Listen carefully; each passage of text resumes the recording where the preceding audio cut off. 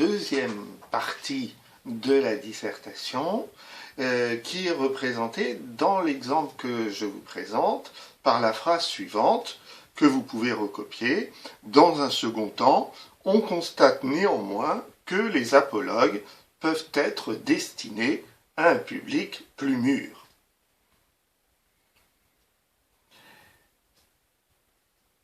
Quand vous arrivez à recopier cette phrase, vous constatez une petite maladresse dans cette présentation parce que ce qui correspond au grand 2, la phrase que je vous ai présentée, est complètement solidaire de ce qui suit.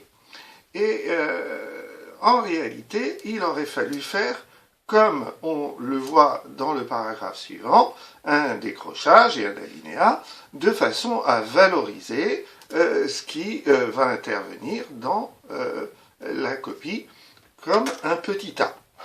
Alors, quel est le premier argument qui nous est donné? Ce type d'œuvre peut représenter des expériences de la vie exclusivement rencontrées lorsqu'on est adulte. Donc voilà l'argument qui nous est donné.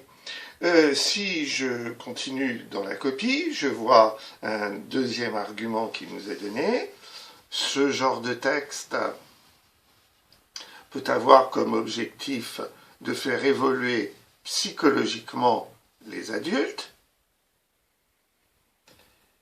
Et enfin, si je continue dans la suite de la copie, je vois les apologues peuvent remettre en question l'adulte en faisant référence à des comportements enfantins. Alors ces trois arguments sont tout à fait intéressants. Le petit reproche que je ferai à cette copie, qui par ailleurs est tout à fait réussie, c'est un petit peu comme dans la vidéo précédente, l'ordre des sous-parties.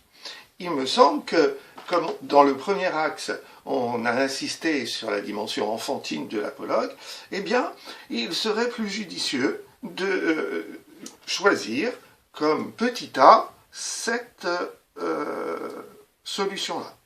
A, les apologues peuvent remettre en question l'adulte en faisant référence à des comportements enfantins. Et donc on voit bien la transition entre l'âge adulte et l'âge enfantin. Vous pouvez noter ce petit a.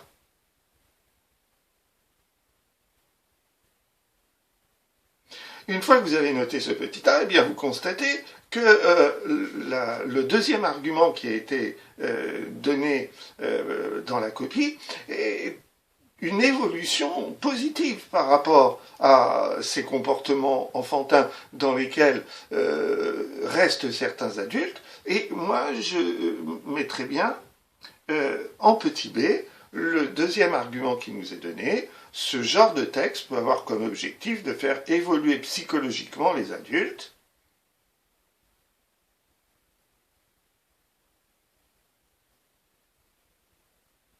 Et enfin, je verrai bien, comme troisième sous-partie, ce qui était donné en première sous-partie dans ce devoir. Ce type d'œuvre peut représenter des expériences de vie exclusivement rencontrées lorsqu'on est adulte. Et là, vous voyez que on voit toutes les formes d'évolution de l'âge adulte entre celui qui est totalement immature, celui qui veut se dégager de son immaturité pour évoluer psychologiquement, et enfin celui qui est réellement un adulte et qui pourtant reste concerné par les apologues. Vous avez eu le temps de noter chacun des arguments sur votre cahier. Et je vais vous laisser quelques secondes pour regarder plus dans le détail, pour lire plus dans le détail chacun des développements qui sont très intéressants et qui font un très bon équilibre, me semble-t-il, entre l'argumentation elle-même et le choix de l'exemple. Donc voilà pour le petit a. Vous mettez sur pause et vous lisez cette argumentation.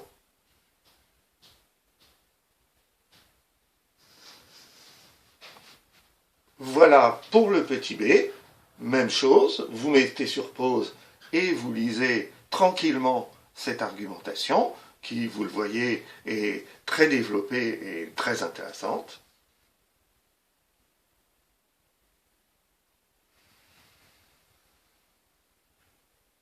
Et enfin, vous mettez sur pause et vous regardez ce dernier argument qui lui aussi mérite tout à fait l'attention.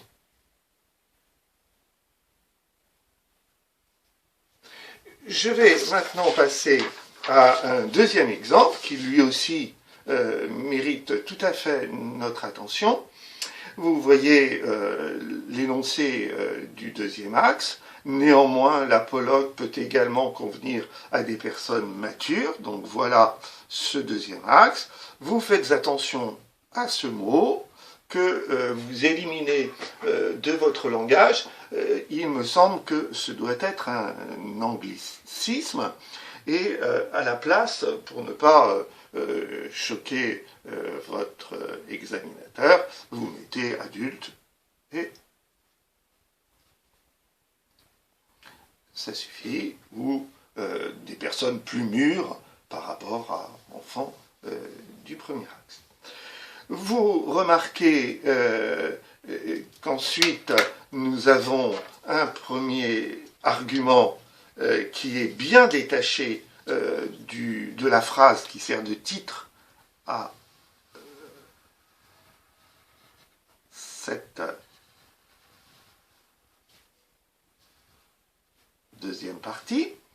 Tout d'abord, il ne faut pas oublier que le message transmis par l'apologue peut être interprété par une personne mûre de façon différente d'un enfant, plutôt que par un enfant. Voilà. Nous voyons ensuite, alors ça correspondra au petit a. Nous voyons ensuite le petit b qui intervient ici.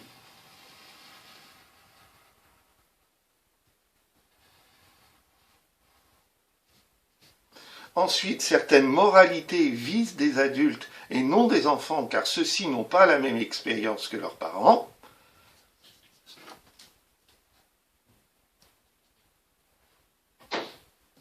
Et donc là, on voit effectivement intervenir un nouvel argument qui est celui de l'expérience adulte. Et nous voyons le troisième argument. Les histoires sont parfois compliquées et ne conviennent pas aux jeunes enfants qui manquent de recul. Et donc, nous voyons intervenir le petit c de ce devoir. Alors, en termes de connecteurs logiques, nous voyons les deux connecteurs logiques traditionnels. Tout d'abord et ensuite. Donc, cela fonctionne assez bien. En revanche, ce enfin, j'avais indiqué dans une vidéo précédente qu'il était un peu problématique, surtout qu'il intervient à la fin du deuxième développement, et donc à proximité de la conclusion, ce qui est un peu ennuyeux, et donc je mettrai quelque chose du genre « on constate également »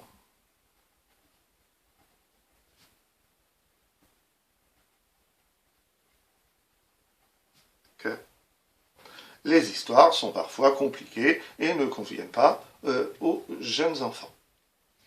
Alors, dans ce travail-là, comment dirais-je, là aussi, peut-être que je modifierai l'ordre du plan, parce que traditionnellement, on place d'abord la notion d'imagination avant la notion de pensée. Et donc,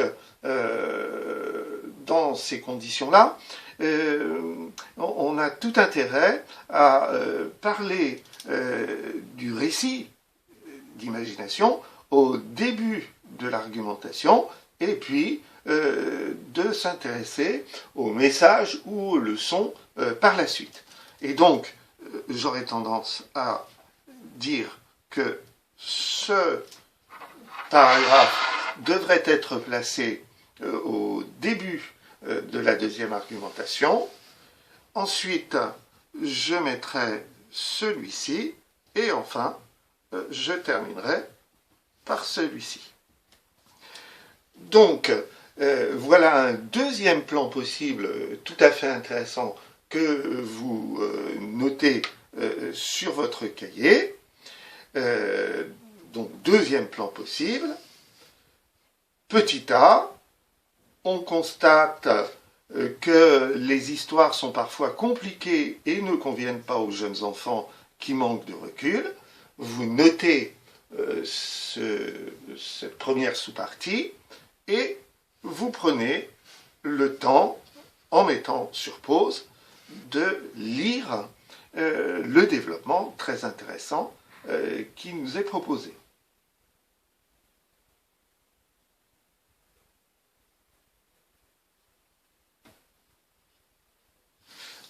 Petit b. Ensuite, il ne faut pas oublier que le message transmis par l'apologue peut être interprété par une personne mûre de façon différente que par un enfant. Donc, vous notez ce deuxième axe et de la même façon, vous mettez sur pause et vous prenez le temps de lire l'argumentation qui est présentée dans ce deuxième acte, dans cette deuxième sous-partie, pardon, et qui est intéressante et nuancée, vous le verrez.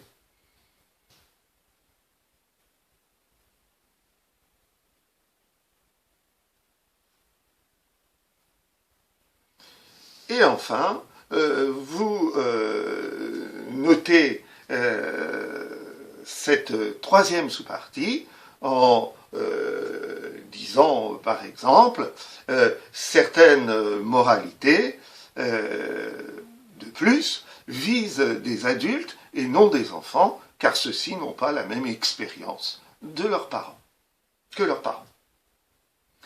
Et de la même façon, vous prenez le temps de lire cette argumentation qui est développée, très intéressante, et qui trouve un équilibre intéressant entre les arguments et les exemples sur lesquels est fondée la réflexion.